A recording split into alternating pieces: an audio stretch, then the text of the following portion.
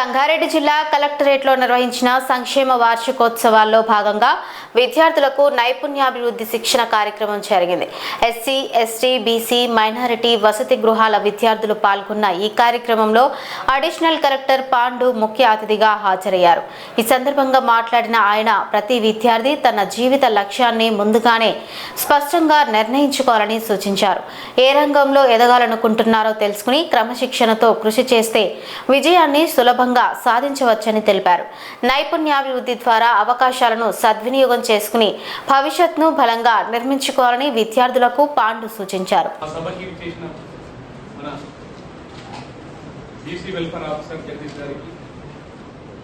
జిల్లాలో ఎక్కడికి వెళ్ళినా అతని యొక్క నైపుణ్యాన్ని, అతని యొక్క మంచి ఉద్దేశాన్ని తెలియజేస్తూ మన ముందున్న వేణు గారికి, అదేవిధంగా అదేనా అంతా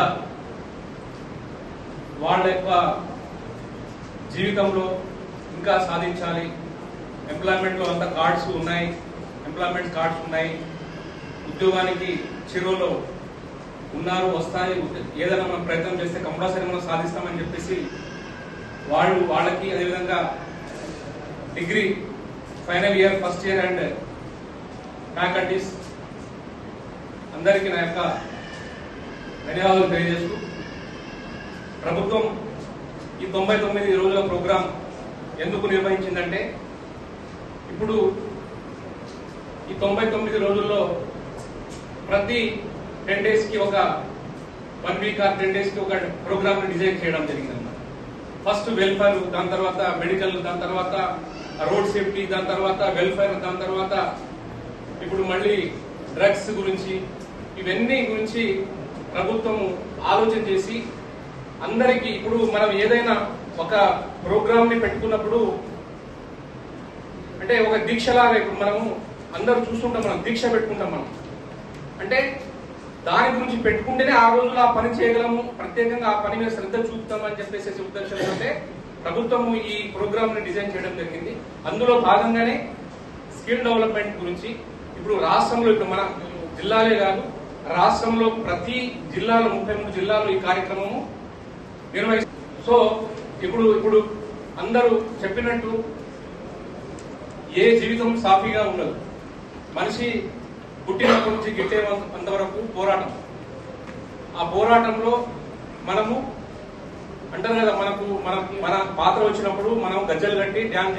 ఇక్కడ ఎవ్వరు మనం శాశ్వతం అనేది, ఈ జాబ్ కానీ, ఈ స్టూడెంట్ లైఫ్ కానీ, ఏ లైఫ్ కానీ శాశ్వతం కాదు. వస్తుంటారు పోతుంటారు.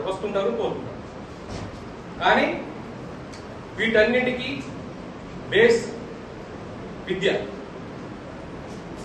విద్య లేకుంటే మనం ఏమి చేయడానికి, ఇంత డిస్కషన్. ఇప్పుడు ఇక్కడ మనకు ఏమైనా టెక్నికల్ ఏమైనా వస్తువులు ఉన్నాయా మన దగ్గర?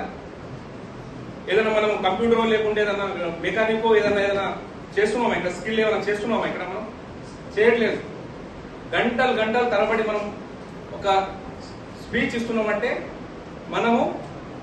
మనకు ఆ విద్య, ఆ చదువు నేర్పిన జ్ఞానం బట్టే మనం ఆ జ్ఞానాన్ని 10 మందితో షేర్ చేసుకుంటాం. అంతే, దట్స్ ఆల్. యాక్చువల్ గా మనము చూస్తుంటాము, విలేజ్ లో చదువు రాని వాళ్ళకి చదువు ఉన్న వాడికి ఎంత తేడా ఉన్నదని మనం గమనిస్తున్నాం. మనము థింక్ చేస్తుంటాం, ఆలోచన చేస్తుంటాం. ఒక ఇష్యూ మీద, ఎగ్జాంపుల్ ఒక అగ్రికల్చర్ అనుకోండి. అగ్రికల్చర్ వేసినప్పుడు మన ఫాదరో మన తమ్ముడో ఎవరో వెళ్ళేసేసి వాళ్ళు ఏదో అమ్ముతారో తీసుకొచ్చి అక్కడ వేస్తారు, అది పండుతుంది, సరిగా మనకు పంట అయ్యదు.